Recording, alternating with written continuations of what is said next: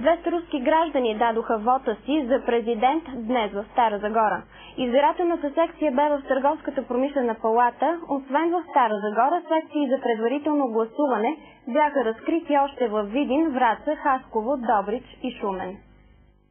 Гласуването започна точно в 11 и по график бе обявено да приключи до 13 часа. Поради големия брой на желаящите да дадат вота си обаче, то приключи в 16 часа. В избирателната комисия участват 3 души от посолството на Русия у нас.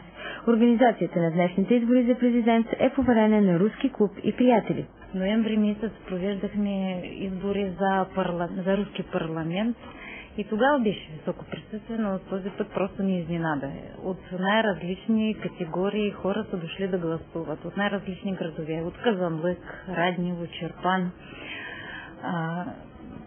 От най-младите до най-възрастните. Имаме младежи, които днеска за първи път гласуват. Имаме пенсионери над 80 годишни, които също са дошли да гласуват.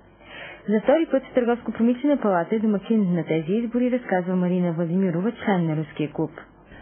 И за втори път сме в Търговско-промишлена палата. Благодарим за съдействието лично Олег Стоилов, за това, че ни предостави тази възможност. Естествено, тук е много така уютно чувстваме се, като у дома.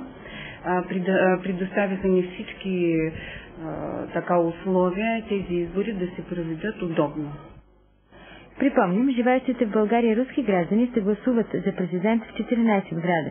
Това бе решение на заседание на Министерски съвет. Правителството даде съгласие посолството на Руската федерация да открие избирателни секции за провеждане на избори за президент на Русия. На 2 март 2008 година, деня на вота, ще бъдат разкрити секции за гласуване в сградите на Руското посолство в София, генералните консулства на Русия във Варна и Русе и в градовете Пловдив и Бургас.